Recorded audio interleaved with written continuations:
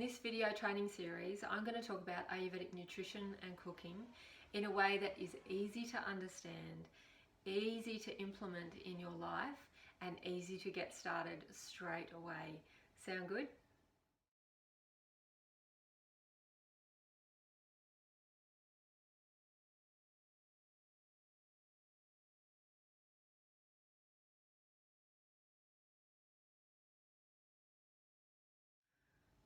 Hi, my name's Nadia Marshall from the Mudita Institute in northern New South Wales in Australia. I came across Ayurveda in the early 2000s when I was studying naturopathy, and Ayurveda was my very first subject that I studied under traditional medicine philosophies.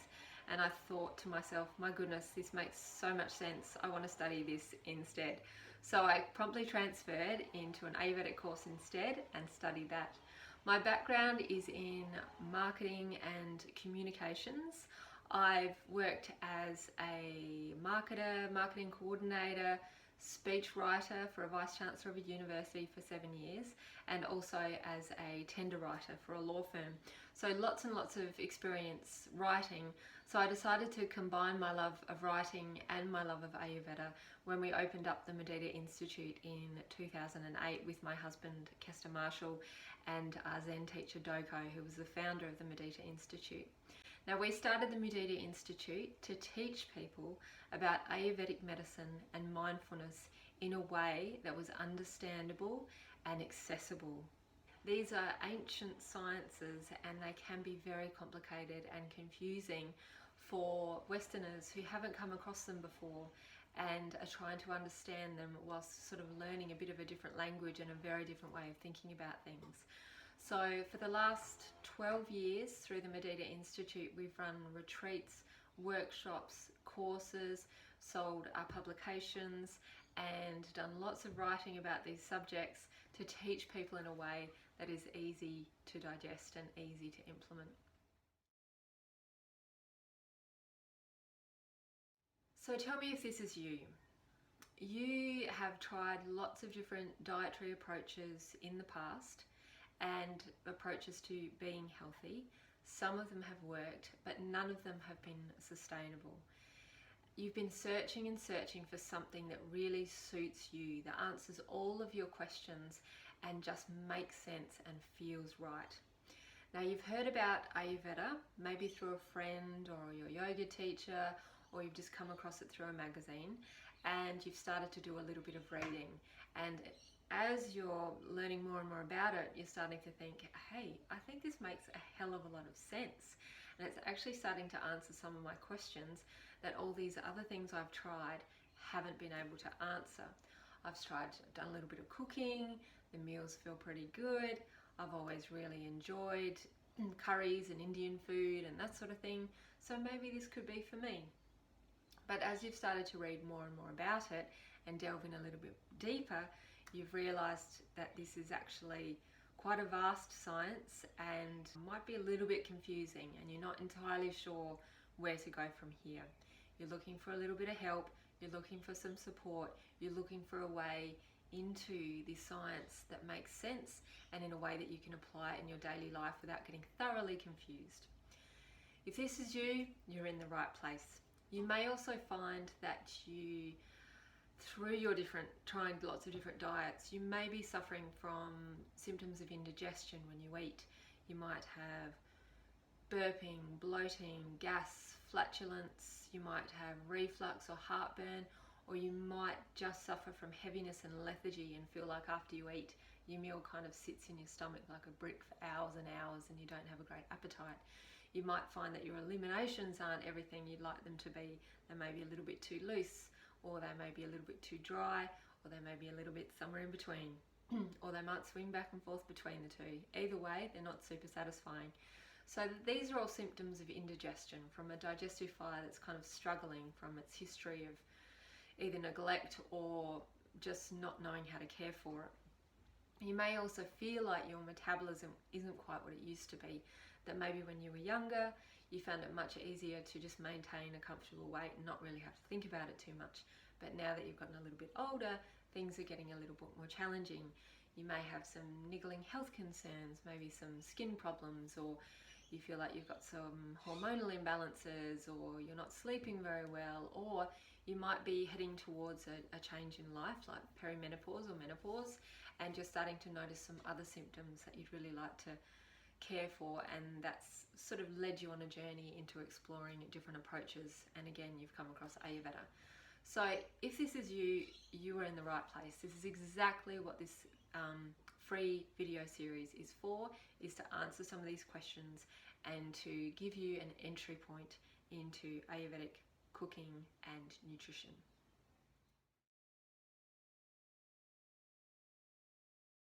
So now it's time to get into the juicy bit of the video, which is the actual fundamentals of Ayurveda. So we'll go through these concepts a little bit at a time, just step by step, one block at a time. We will add to the knowledge. But first and foremost, I want to reassure you that although there will be a couple of new Sanskrit words, which is the ancient language of India, kind of like the Latin of India, although there will be some Sanskrit words that I will introduce to you that you haven't heard before, I'll teach you how to pronounce them and you don't need to freak out. But the large majority of the language of Ayurveda, which is an elemental science, is words and concepts that you already understand intimately. Because Ayurveda is an elemental science, we're talking space, air, fire, water, earth. We're familiar with all of these elements, but we just haven't applied them to this kind of way of thinking about them before. So just keep that in mind. But how we break down the elements is in Ayurveda is we describe them as a collection of qualities. Now qualities are words, they're the first words we learn when we're young. We're talking hot, cold, light, heavy, smooth, rough, those sorts of things. All of the ways we describe our universe is through the qualities, and we already know all of these words. So that's how we describe the elements. That's how we describe the elements when they come together in the body. Everything. These are the building blocks. So you already know the language of Ayurveda. So let's begin with the Ayurvedic understanding of digestion, so this all makes sense.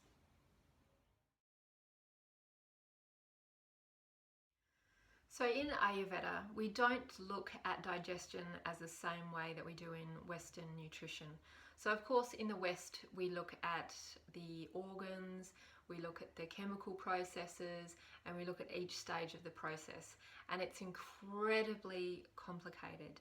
It's so complicated that it's very difficult for us to know what actually goes on exactly when, say for example, we just eat a carrot. When we've got all of those chemical constituents of a carrot combining with all of the chemical constituents in an individual, and every individual is different, and every individual's digestion is slightly different, and everyone's microbiome is slightly different, and we're only just even remotely beginning to explore the world of gut microbiome. Had a bit of trouble getting that out. In Ayurveda, it's much more simple. We look at our digestion as a digestive fire. And to care for our digestion, we are caring for our fire. So rather than looking out there and wondering, what do I need to eat that's healthy today or considered healthy from a scientific perspective today, but might not be considered healthy from a scientific perspective tomorrow, we look inward. We look to our belly. We feel into our belly. How does it feel in this moment? What do I need to eat right now to care for my digestive fire? So that's the real difference when it comes to Ayurvedic nutrition. In Ayurveda, our digestive fire is known as Agni, or more specifically, it's known as Jathara Agni, which means central digestive fire. Now, this digestive fire can have 3 different states of balance or imbalance. We have balanced digestive fire, then 3 states of imbalance, which are a fire that is too sharp or too hot, a fire that is too dull, or a fire that is variable. So what does balanced digestion look like? Let's look at that first. What does balanced Agni look like first? It's when our appetite is good at every meal. So we wake up in the morning, we have a good appetite, we're ready for breakfast. Come lunchtime, around 12:30 to 2 o'clock, we have a good appetite, we're ready for lunch. And same for dinner, around 6 o'clock we have a good appetite and we're ready for dinner. And it means that when we do eat, we're digesting our food well, so that by the time the next meal comes around, the contents of our stomach are empty, our food has been completely digested, and we're ready for the next meal. If we find that our appetite isn't like that, then it's usually because we're not digesting things properly and we're not quite ready for the next meal yet. So that's balanced digestion. We'll also tend to have no symptoms of indigestion after eating. We won't have any flatulence or burping or bloating or pain or reflux or heartburn or heaviness or tiredness after eating. We'll feel quite light and energetic after eating. When was the last time you felt like that after having a meal? Light and energetic, rather than feeling like you needed to have a nap or undo your belt buckle or just put a hot water bottle on your belly to stop the pain. So balanced digestion, no symptoms of indigestion, and great appetite, good elimination, and generally we tend to have stronger immune system. We tend not to come down with colds that other people have, and all sorts of wonderful, amazing benefits that we'll talk about later. When our digestive fire is imbalanced, it can have three types of imbalance. It can be too hot, too sharp, it can be too dull, or it can be variable, where it swings between being too sharp, too hot, and too dull. So too sharp digestive fire, that's when the fire's really strong, and it means that we tend to have an insatiable appetite. We might have something to eat, half an hour later we've got the fridge door open, we're looking for more. We might have a massive meal, and then at the end of it we just don't feel satisfied at all and we're looking for more food. It means that our food tends to be overcooked and everything kind of turns into charcoal. And usually along with an insatiable appetite, we tend to suffer from hot indigestion. So that might come as reflux, burning sensations, or heartburn, where you get that hardcore pain kind of in the heart area, which is actually near the top of the stomach.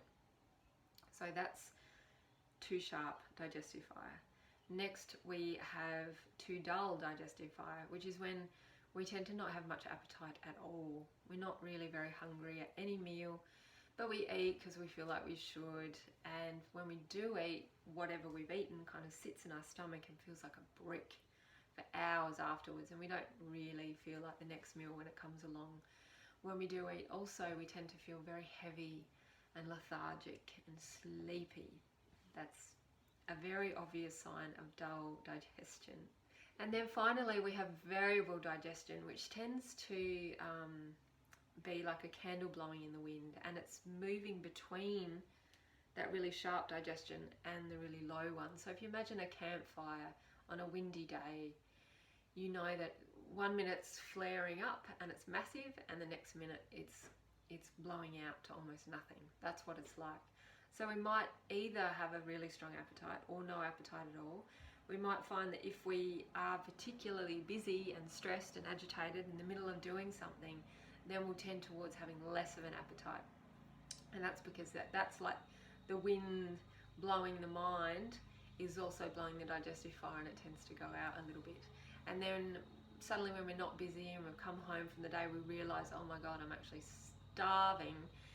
And then we eat something, maybe a snack, and maybe a heavy snack because we want to ground ourselves, so we have some cheese and crackers or a handful of nuts or something like that as we're making dinner. And then we find when dinner comes along, we're actually not hungry anymore, because even just having that small snack has been so heavy on our precarious little digestive fire, it's been enough to put it out.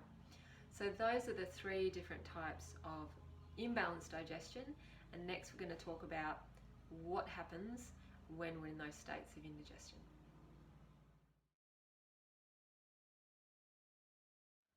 So when we have any one of these imbalanced digestive fires or imbalanced Agni, our food isn't cooked properly. It basically isn't digested properly, and we are left with undigested food wastes. So when the digestive fire is too sharp, it overcooks the food. You can think of when you have your stove up too high and you're trying to cook rice. If you have it up too high, it's going to burn the rice. Some will be completely raw, while other bits will be completely burnt to charcoal. If the stove is too low or too dull, then again the rice is going to get really stodgy and skludgy. I was trying to get my words out there, failing miserably, and it's not going to cook properly. You need to have the heat at just the right level for the rice to cook properly. Rice is a bad example just then, because actually rice cooks really well on a really low heat if you're doing the absorption method, but anyway, details, you get the drift.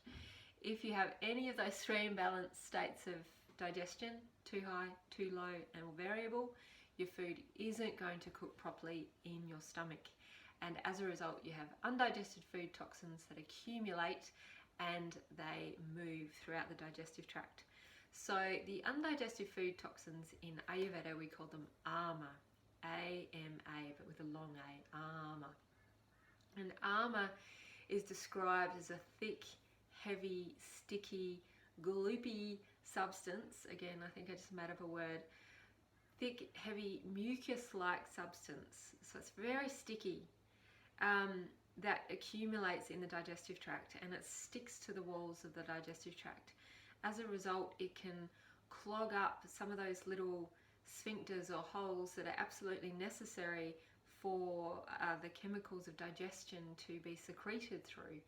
So it might hamper, say, the secretion of our digestive enzymes or digestive juices. It can accumulate in the little pockets of the digestive tract where we have the villi and microvilli for increased absorption in the digestive tract. And when it's there, it can sort of ferment and become really gooey, like an anaerobic compost heap. And as a result, it can really encourage bad bacteria in our gut biome and discourage good bacteria in the gut biome, which we all hear a lot about these days, of how important the gut biome is. And ama can really wreak havoc with it. It can turn it from a lovely, light, beautifully smelling aerobic compost heap to a sticky, yucky, stinky, wet, fermented compost heap. And it's very unpleasant. It also, after it causes fermentation, it can cause inflammation of the gut wall. And once it causes inflammation of the gut wall, it can cause damage to the gut wall, and as a result, larger particles of food can travel through the gut wall into the lymph. But not just food, also ama. So ama can overflow from the digestive tract into the lymph and then into the tissues and the channels of the body. So the lymph becomes, instead of being like a beautiful, clear, nourishing fluid that nourishes all of the tissues of the body in a beautifully effective way and takes away the wastes from the cells and brings them back to be eliminated, it can become polluted, like a polluted river. And the river system just isn't flowing like it should. So the ama moves into the lymph, makes it heavier. The lymph takes on the qualities of the ama. It becomes heavy and sticky and glunky. And glunky, I made up another word. And then the ama can move into the tissues and the channels of the body, into the more subtle areas of the body. And it tends to accumulate either where there are places of movement or there are places of weakness. So if you do think of a river or a creek or something like that, when there are little divots in the creek, you can get little eddies occurring where the water kind of swirls, and then that leads to deposits of soil or silt or something like that. It's the same in our bodies. For example, in the joints and small joints where the energy flows in circles, you tend to get deposits of ama. And as a result, this is why sometimes when people are starting to suffer from things like arthritis, the first place they experience it is in the toes or in the fingers, because it's those really subtle channels of the body where the ama can accumulate, and then it can manifest as a disease. So when ama accumulates in the tissues and the channels, and then when certain elemental aspects become involved with excess elements. There may be excess fire or excess air or excess earth, excess water. They combine with the armour to create the manifestation of disease. So without armour in the tissues, there cannot be disease. You might have imbalances in the elements, but disease won't manifest. It's only when there's armour in the tissues that disease manifests. So in Ayurveda, it is believed that this process of an imbalanced digestive fire, which is often caused by an imbalanced mind, leads to undigested food waste or armour, which accumulates in the stomach, in the lower intestine, in the duodenum, in the small intestine. It accumulates, it then causes damage, it then overflows, and then it travels, and then it manifests disease in a certain part of the body. This is the root cause of all diseases in Ayurveda, from the common cold all the way through to arthritis, MS, cancer, all of the more serious degenerative diseases that people may experience. The root cause of all of them is an imbalanced digestive fire at a physical level. So Ayurveda is very concerned with maintaining a balanced digestive fire. It's got nothing to do with weight, it's got nothing to do with how we look. It's preventative medicine. It's all about preventing disease. So this is what Ayurveda specialises in.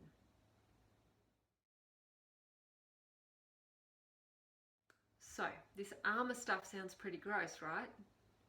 Do you want to know whether you have it or not? How can you tell? Well, there are some very specific symptoms of armour which can help you realise whether you have it or not.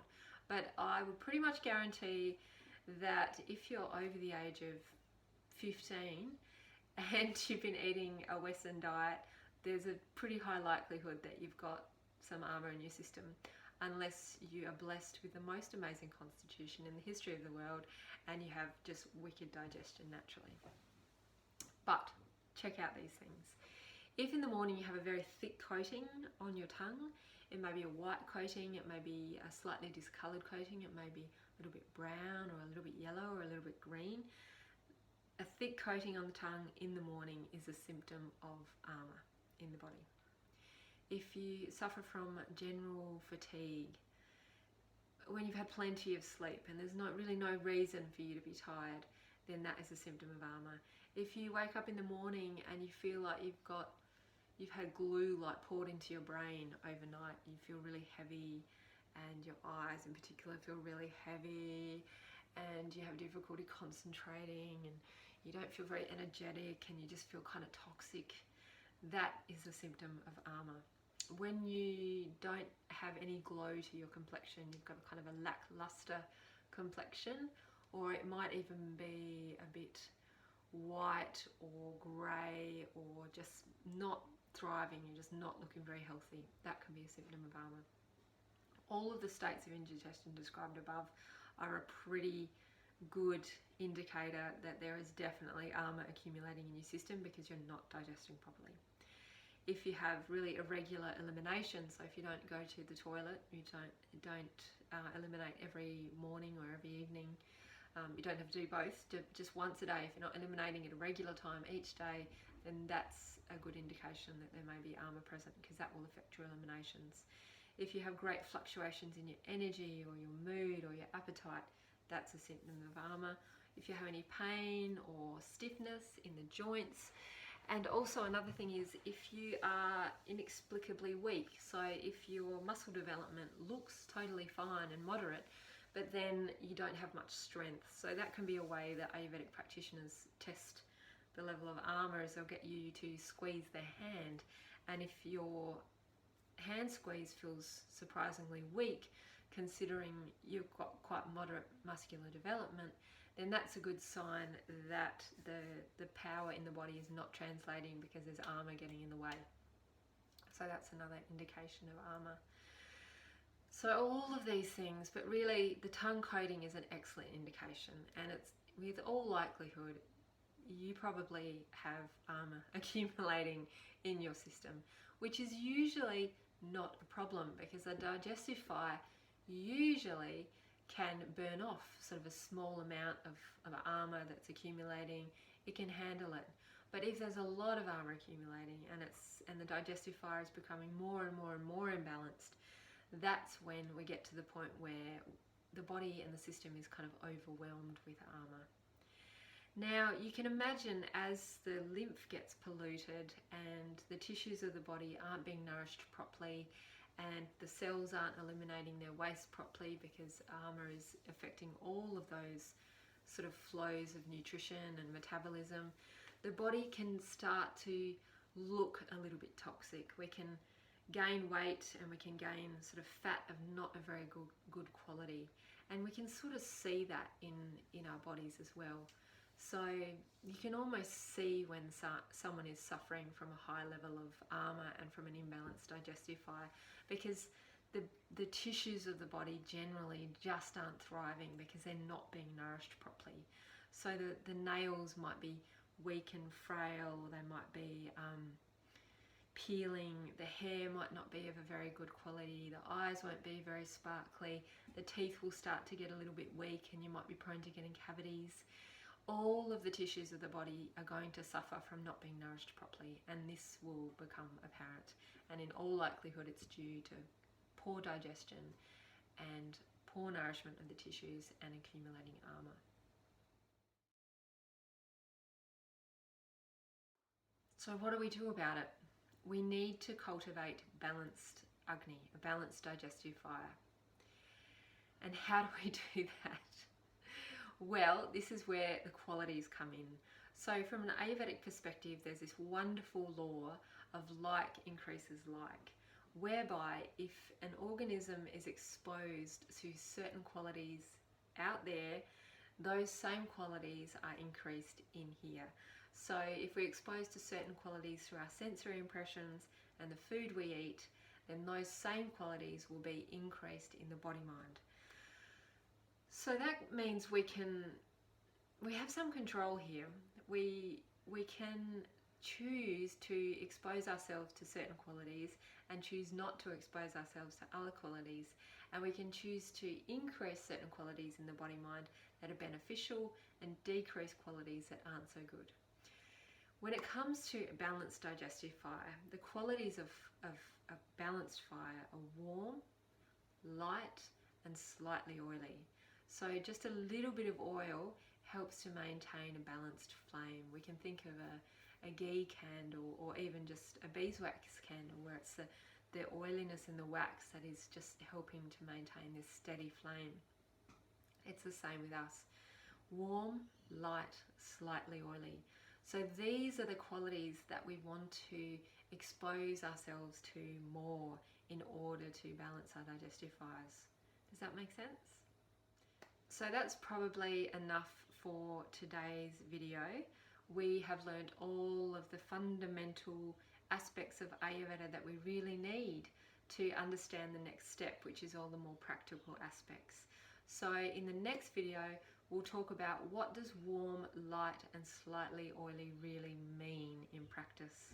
And we'll go into some detail about that. We'll cover the 8 steps of Ayurvedic nutrition that you need to know when you're starting out. I'll see you in the next video. Thanks for watching.